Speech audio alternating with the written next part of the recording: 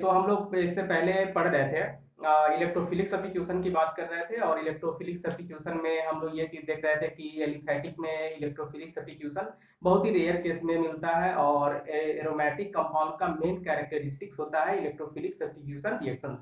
तो aromatic compounds में electrophilic substitution कैसे होता है उसके बारे में हम लोग देखे थे कि ये एरोमेटिक कंपाउंड्स में इलेक्ट्रोफिलिक सब्स्टिट्यूशन कराने के लिए 3 स्टेप से गुजरना पड़ता है, यानी कि उसका 3 स्टेप्स है।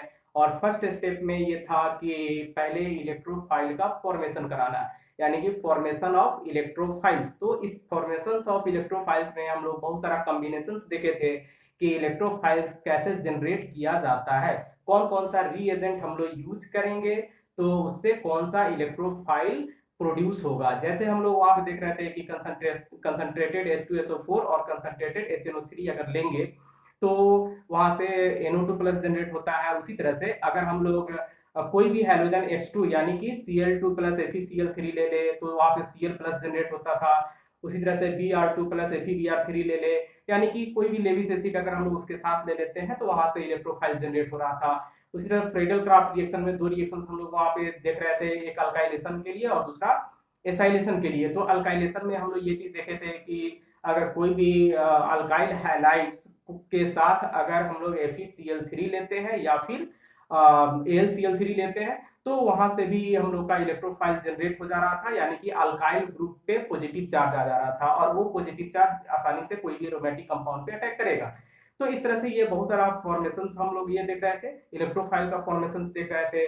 तो दूसरा स्टेप में, सेकंड स्टेप में इलेक्ट्रोफाइल अटैक कर रहा था बेंजीन के रिंग पे, और बेंजीन के रिंग पे अटैक करने के बाद या एरोमेटिक कंपाउंड पे अटैक करने के बाद वहां पे एक पॉजिटिव चार्ज का फॉर्मेशन कर रहा था। क्योंकि इलेक्ट्रोफाइल के पास पॉजिटिव चार्ज है तो वो क्या करेगा, जहां भी इसको इलेक्ट्रॉन का डेंसिटी मिलेगा वहां पे वो अटैक करेगा। तो जनरली कोई भी एरोमेटिक कंपाउंड्स में क्या होता है कि रिजोनेंस होता है, और रिजोनेंस के कारण वहां पे इलेक्ट्रॉन के डीलोकलाइजेशन के कारण बहुत सारे ऐसा सेंटर्स हैं जहां पे निगेटिव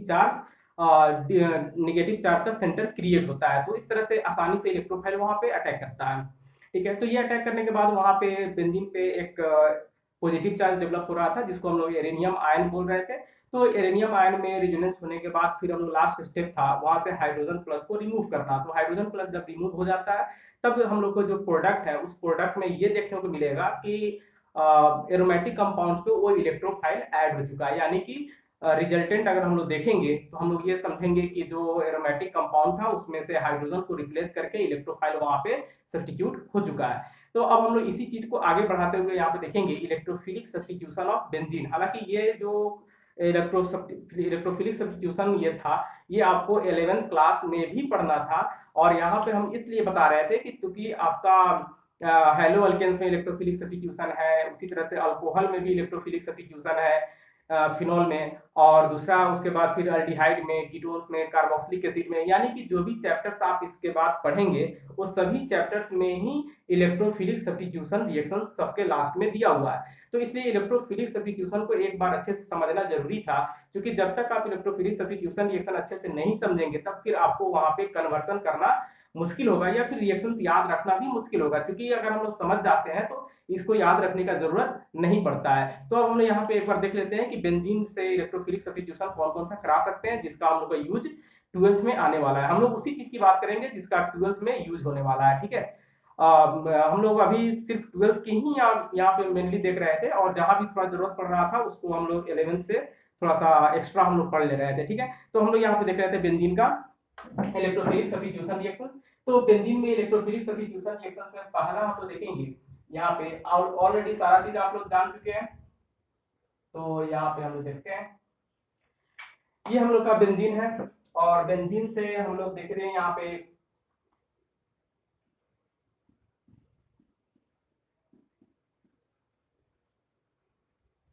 आप लोग ऐसे लिखते जाएंगे, ये हम लोग का बेंजीन है। ठीक है, बेंजीन में अगर हम लोग यहाँ पे बता रहे थे कि Cl2 के साथ अगर हम लोग इसको ऐसे लिखते हैं प्लस Cl2, और यहाँ पे हम लोग FeCl3 अगर लेते हैं और साथ में हीट करते हैं तो यहाँ से Cl जनरेट हो रहा था, Cl प्लस जनरेट हो रहा था और ये Cl प्लस बेंजीन के हाइड्रोजन को रिप्लेस कर रहा था। यानी कि यहाँ पे ये क्या होगा, जो हाइड्रोजन था उस हाइड्रोजन को रिप्लेस करके यहाँ पे ये बन जाएगा क्लोरोबेंजीन। इस तरह से ये क्लोरोबेंजीन बन जाएगा। बाकी जो बाई प्रोडक्ट था वो ऑलरेडी हम लोग देख चुके थे फॉर्मेशन ऑफ इलेक्ट्रोफाइल में, अब इस चीज को ऐसे डायरेक्ट अब समझना है। उसी तरह से फिर हम लोग देखेंगे यहाँ पे कि बेंजीन से अगर हम लोग इसमें अलग अलग बना लेते हैं,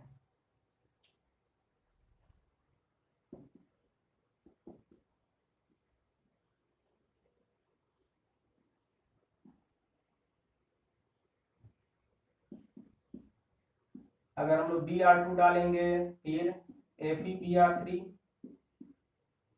तो यहाँ पे इससे ब्रोमोबेंजीन बनेगा। ये हो गया क्लोरोबेंजीन, इसको बोलेंगे हम लोग ब्रोमोबेंजीन। अब एक चीज और यहाँ पे समझना है आप लोग को कि देखिए बेंजीन का सभी कार्बन तो इक्वली है, यानी कि सेम कार्बन है। सभी कार्बन, किसी भी कार्बन से अगर हाइड्रोजन निकाल के हम लोग वहां पे है इलेक्ट्रोफाइल को ऐड कराते हैं तो सिर्फ और सिर्फ एक ही प्रोडक्ट आपको दिखाई देगा, क्योंकि नंबरिंग वहीं से शुरू होगा, नेम भी सेम आएगा। डेट मीन्स कि अगर हम लोग छोटा सा एग्जाम्पल लेते हैं, मान लेते हैं कि हम लोग यहाँ पे Br को यहाँ पे अगर लिखते हैं तो नंबरिंग भी यहीं से शुरू होगा, 1 ब्रोमोबेंजीन इसको बोलेंगे। या फिर यहाँ ना लिख के अगर हम लोग यहाँ पे लिखते हैं तो भी हम लोग का क्या होगा, नेम अलग नहीं होगा, नेम तो सेम ही होगा, 1 ब्रोमोबेंजीन। तो इसलिए इसमें कोई कंफ्यूजन नहीं है, सिर्फ एक ही अगर हम लोग सब्स्टिट्यूएंट ऐड कर रहे हैं तो उसका नेम सेम होगा, ठीक है। नेक्स्ट उसके बाद हम लोग आते हैं यहाँ पे, सेकेंड हो गया। थर्ड में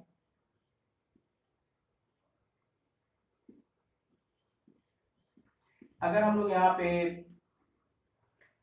conc concentrated H2SO4 plus concentrated HNO3 अगर लेते हैं तो इससे हम लोग का बनता है यहाँ पे, ये हम लोग पढ़ रहे थे कि जहां भी कंसंट्रेटेड H2SO4 और कंसंट्रेटेड HNO3 अगर हम लोग यूज करते हैं तो वहां से क्या होगा, NO2 प्लस जनरेट होता है, और NO2 प्लस जनरेट होता है तो यहाँ से हम लोग को क्या बन जाएगा, बेंजीन से नाइट्रोबेंजीन बन जाएगा, ठीक है। इस तरह से इसको हम लोग बोलेंगे नाइट्रोबेंजीन।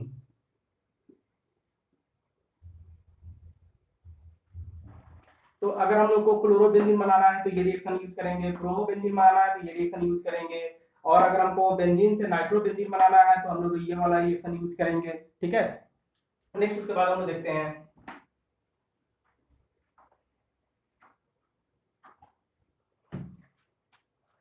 तीसरा, फोर्थ में हम लोग देखेंगे यहाँ पे बेंजीन। अगर हम लोग इसमें सिर्फ और सिर्फ कॉन्क H2SO4 यूज करते हैं, या फिर और यहाँ पे ओलियम भी लिख सकते हैं, ओलियम, तब यहाँ पे हम लोगों को क्या होगा, ये दोनों में से कोई भी यूज कर सकते हैं, क्योंकि पिछले वीडियो में ऑलरेडी इसके हम लोग डिस्क्रिप्शन कर चुके थे। तो यहाँ पे हम लोग देखते हैं कि ये बनेगा SO3H, यानी कि बेंजीन सल्फोनिक एसिड। इससे बना बेंजीन सल्फोनिक एसिड। उसी तरह से नेक्स्ट हम लोग लिखेंगे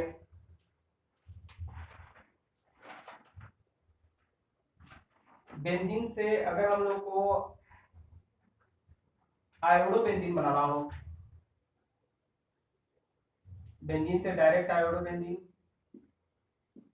तो यहाँ पे हम लोग I2 और प्लस कॉन्क HNO3 लेंगे,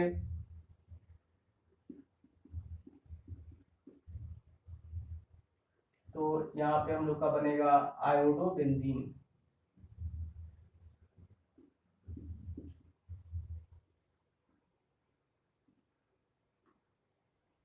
आयोडोबेंजीन। नेक्स्ट हम लोग देखेंगे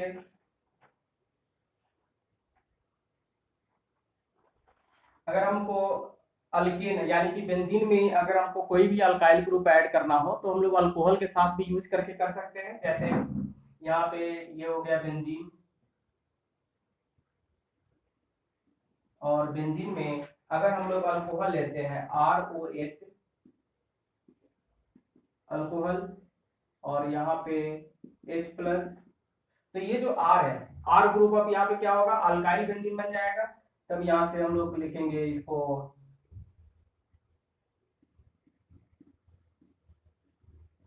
R, यानी कि alkyl benzene plus H2O।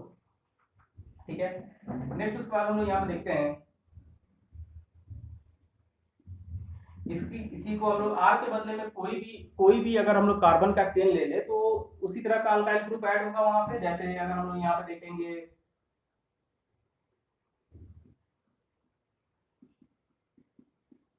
CH3OH plus H+,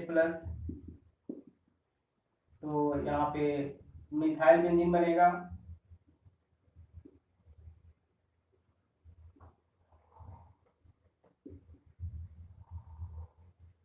methyl benzene, और इसी को हम लोग टोल्यूइन भी बोलेंगे। ठीक है, और यही मिथाइल बेंजीन या अल्काइल बेंजीन हम लोग और भी मेथड से बना सकते हैं।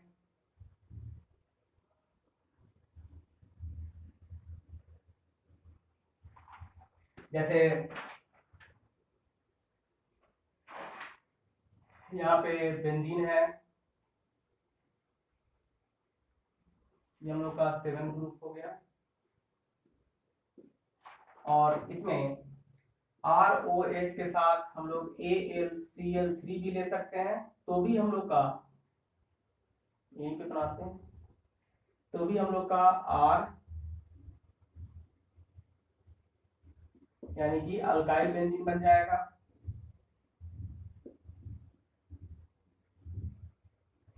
मतलब कि अल्कोहल के साथ कोई और भी अगर हम लोग लेविस एसिड अगर यूज करते हैं तो भी वहां से अल्कोहल के साथ लेविस एसिड यूज करने से वहां पे भी अल्काइल बेंजीन का फॉर्मेशन हो सकता है, यानी कि अल्काइल ग्रुप इलेक्ट्रोफाइल जनरेट होगा और वो अल्काइल ग्रुप बेंजीन पे अटैक करके उसके साथ कंबाइन कर सकता है। ठीक है, तो इस तरह से अल्काइल बेंजीन बन गया यहाँ पे। दूसरा हम लोग देखेंगे नेक्स्ट फ्राइडल क्राफ्ट रिएक्शंस की बात करेंगे, तो इसमें फ्राइडल क्राफ्ट भी हम लोग ले सकते हैं। जैसे बेंजीन से अगर हम लोग अल्काइल हैलाइड को अगर यूज करते हैं, ये CH3Cl CH3Cl, और यहाँ पे अगर हम लोग FeCl3 ले लें तो ये हो जाएगा फ्राइडल क्राफ्ट अल्काइलेशन, इसको बोलेंगे अल्काइलेशन। तो इसमें हो जाएगा हम लोग का यहाँ पे CH3, ये हो गया मिथाइल बेंजीन, कॉमन नेम में इसको हम लोग बोलते हैं टोल्यूइन। कॉमन नेम में मिथाइल बेंजीन को हम लोग टोल्यूइन बोलेंगे। ठीक है, तो ये हो गया फ्राइडल क्राफ्ट अल्काइलेशन। अगर हम लोग ये दोनों का कॉम्बिनेशन अगर यूज करते हैं तो इसको फ्रीडल क्राफ्ट अल्काइलेशन बोलेंगे। और अगर हम लोग उसी तरह से एसाइलेशन भी करा सकते हैं, जैसे हम लोग यहाँ पे देखेंगे कि बेंजीन हो गया ऐसे प्लस CH3COCl एंड फिर से FeCl3, तब इसको हम लोग बोलेंगे फ्राइडल क्राफ्ट एसाइलेशन। ये फ्राइडल क्राफ्ट अल्काइलेशन है, तो ये है फ्राइडल क्राफ्ट एसाइलेशन। ठीक है, तो इससे क्या होगा, एसाइल ग्रुप, ये वाला ग्रुप जुड़ जाएगा यहाँ पे बेंजीन पे, तो इस तरह से ये जुड़ेगा ऐसे, ये हो गया। अब यहाँ देखिए सी ग्रुप, यानी कि ये तो इसके साथ चला जाएगा तो सी पे प्लस आएगा, ये प्लस वाला इस पे ऐड होगा, तो यहाँ पे आप ध्यान दीजिएगा ये सी हो गया, सी के साथ डबल बॉन्ड ओ लिख देंगे इस सी के साथ, क्योंकि ये वाला ग्रुप तो इसके साथ चला गया, ये वाला ग्रुप तो ऐसे चला जाएगा, लेकिन ये वाला ग्रुप है ये बेंजीन पे अटैक करेगा इस पे, तो इस तरह से सी के साथ आ जाएगा यहाँ पे, और ये हो जाएगा CH3। ठीक है, तो ये हो गया हम लोग का इसको हम लोग बोलेंगे एसीटोफिनॉल, कॉमन नेम में हम लोग बोले तो इसको बोलेंगे एसीटोफिनॉल। ठीक है, और आईपीएससी में अगर हम लोग बोलना चाहें तो इसको हम लोग बोलेंगे 1 फिनाइल इथेनॉल। और आईपीएसी में इसका नाम क्या हो जाएगा, यहाँ पे ये मेन चेन 1 2 और ये हो जाएगा सब्स्टिट्यूएंट, तो इसको हम लोग बोलेंगे 1 फिनाइल इथेनॉल, 1 फिनाइल इथेनॉल। ठीक है, ये आईपीएसी नेम हो गया। नेक्स्ट उसके बाद हम लोग देखेंगे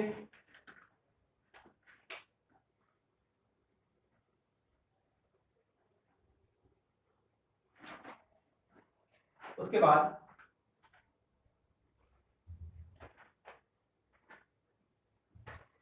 अगर हम लोग बेंजीन के साथ कोई अल्कीन ग्रुप को जोड़ना चाहे, जैसे CH2 double bond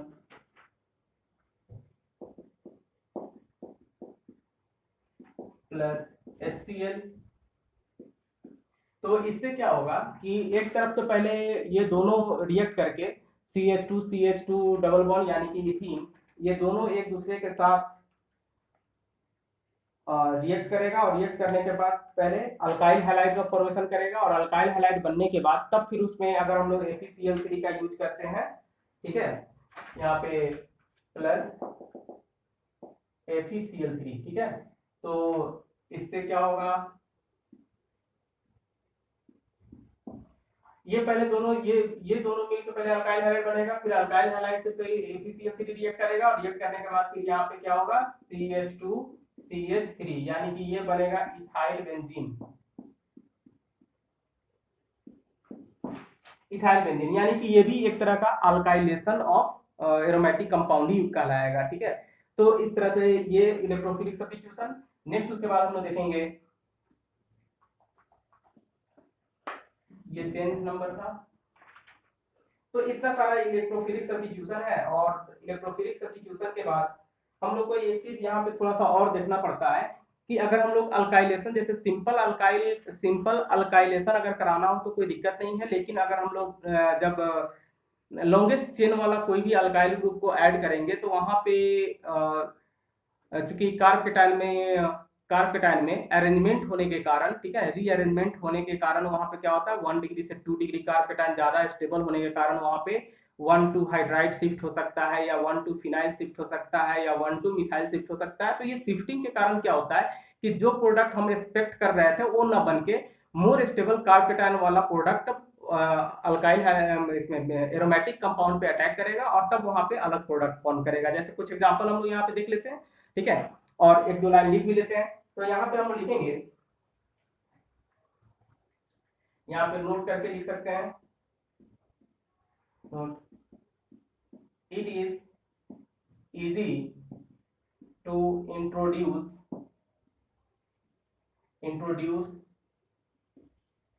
it is easy to introduce methyl ethyl और आइसोप्रोपाइल ग्रुप, मिथाइल इथाइल और isopropyl group, but usually difficult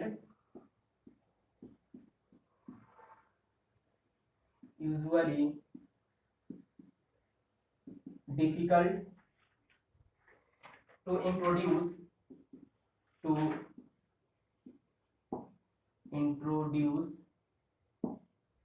n propyl और n butyl group at isomeric chain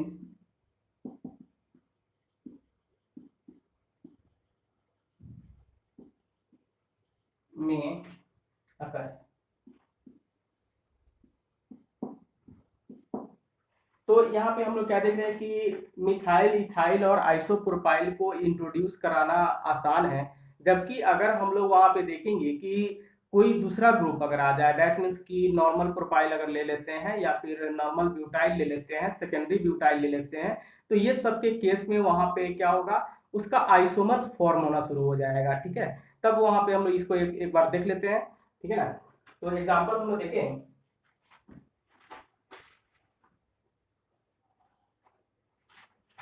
example में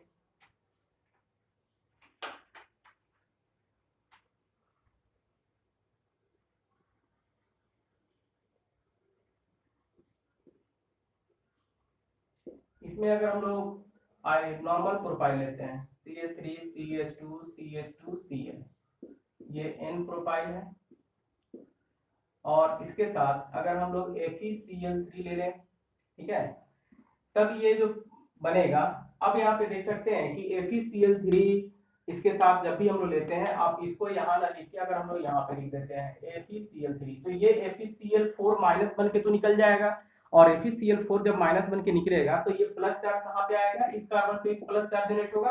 अब क्योंकि ये वाला जो प्लस चार्ज है, आप यहाँ पे देख सकते हैं CH3 CH2 CH2, ये कौन सा कार्पेटाइन बना, तो ये वाला बना 1 डिग्री कार्पेटाइन। तो 1 डिग्री कार्पेटाइन अगर बनता है और उसके बगल में ऐसा कोई कार्बन हो जो उससे ज्यादा डिग्री वाला होने वाला हो, तब उस केस में रीअरेंजमेंट होता है। ये कार्पेटाइन में रीअरेंजमेंट आप लोग पढ़े होंगे। तो इस तरह से वहां पे 1 to हाइड्राइड शिफ्ट या 1 to मिथाइल शिफ्ट या 1 to फिनाइल शिफ्ट, यानी जो ग्रुप रहेगा उसके अकॉर्डिंग वहां पे शिफ्टिंग होगा।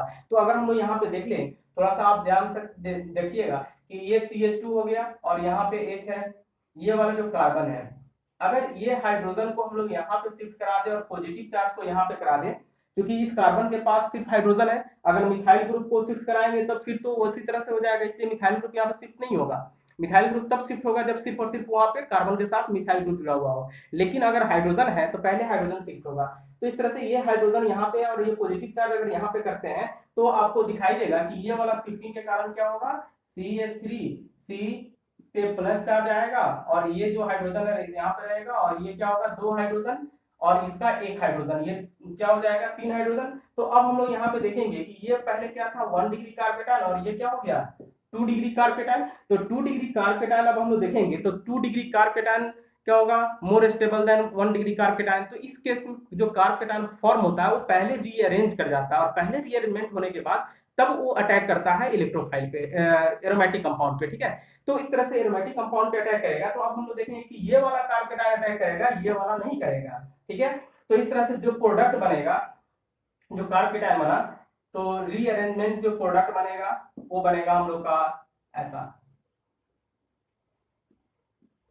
क्योंकि ये कोई पॉजिटिव चार्ज है तो ये वाला कार्बन ऐड होगा और इस कार्बन से जुड़ेगा इस तरह से CH3 CH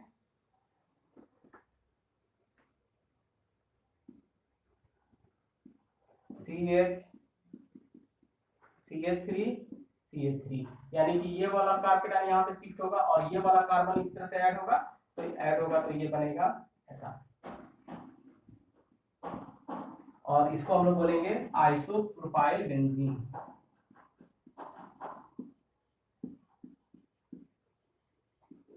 isopropyl benzene common name में इसी को हम लोग बोलते हैं क्यूमीन,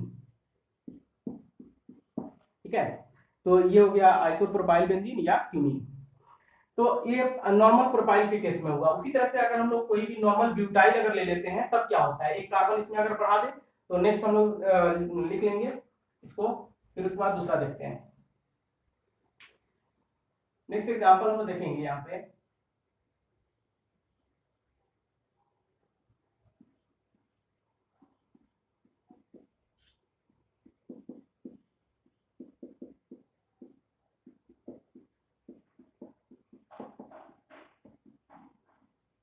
FeCl3, तो फिर से ये FeCl3 होगा, यहाँ पे प्लस होगा, इसके जस्ट बगल में मोर स्टेबल कार्पेटाइन बनने वाला है, तो ये वाला प्लस क्या होगा, यहाँ पे शिफ्ट करेगा और शिफ्ट करने के बाद फिर तब उसके बाद अटैक करेगा। तो इस तरह से हम लोग यहाँ पे देखेंगे, आप देख सकते हैं कि यहाँ से शिफ्टिंग होने के बाद इसको आप समझने के लिए ऐसा लिख दिए CH3 CH2 CH प्लस आएगा और CH3 आएगा। क्यों आएगा, क्योंकि यहाँ पे इसका हाइड्रोजन इसके पास जाएगा और इसका प्लस चार्ज इस पे शिफ्ट होगा, तो ये 2 डिग्री कार्पेटाइन बनेगा इस तरह से, ठीक है। ये 1 डिग्री कार्पेटाइन था, अब ये कार्पेटाइन इस पे अटैक करेगा बेंजीन पे, तो बेंजीन पे अटैक करने के कारण जो प्रोडक्ट बनेगा वो कैसा होगा, तो इस प्रोडक्ट को आप देख सकते हैं इस तरह से,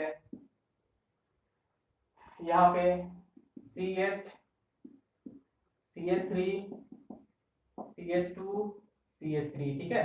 और इसको हम लोग बोलेंगे secondary butyl benzene. Common name में अगर लिखेंगे तो सेकेंडरी ब्यूटाइल बेंजीन बनेगा ऐसा। तो इस तरह से हम लोग देखते हैं मेन क्या हो रहा है, कार्पेटाइन के रीअरेंजमेंट के कारण ऐसा प्रोडक्ट बन रहा है, ठीक है। नेक्स्ट उसके बाद रिएक्शन हम लोग देख सकते हैं यहाँ पे कि अगर आइसोब्यूटाइल लेते हैं तो क्या होता है, ये तो नॉर्मल ब्यूटाइल था, normal butane, normal butyl chloride.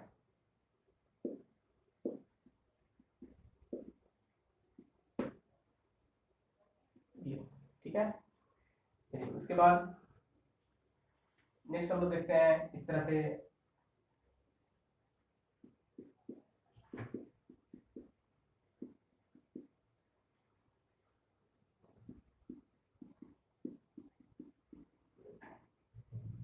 ऐसा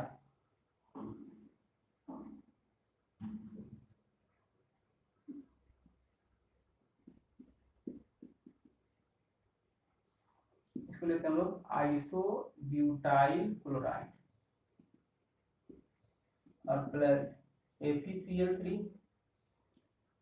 तो यहाँ पे आप एक्सपेक्ट कर सकते हैं कि अगर FeCl3 हम लोग आइसोब्यूटाइल क्लोराइड में अगर यूज करते हैं, तो आइसोब्यूटाइल क्लोराइड में यूज करेंगे तो ये क्या होगा, FeCl3 तो यहाँ से निकलेगा, और जो भी पॉजिटिव चार्ज आएगा वो पॉजिटिव चार्ज इस कार्बन पे। अब हम लोग फिर यहाँ से देख सकते हैं कि इस कार्बन में आप देखिए यहाँ पे इस कार्बन के पास हाइड्रोजन है, तो अब यहाँ पे क्या होगा, ये 1,2 हाइड्राइड शिफ्ट होगा यहाँ पे, क्योंकि ये पॉजिटिव चार्ज इस कार्बन पे आएगा, ये हाइड्रोजन यहाँ पे आएगा, वो इसलिए कि अभी ये वाला 1 डिग्री कार्पेटाइन है और 1 डिग्री कार्पेटाइन है, तो फिर क्या होगा, 1 डिग्री कार्पेटाइन लेस स्टेबल, जबकि ये हाइड्राइड अगर शिफ्ट कर जाता है पॉजिटिव चार्ज यहाँ पे आता है, तब ये 3 डिग्री कार्पेटाइन बनेगा, और 3 डिग्री कार्पेटाइन बनेगा तो मोर स्टेबल होगा। उस केस में यहाँ पे इलेक्ट्रोफिलिक सब्स्टिट्यूशन का जो प्रोडक्ट आएगा वो प्रोडक्ट आपको आएगा इस तरह से,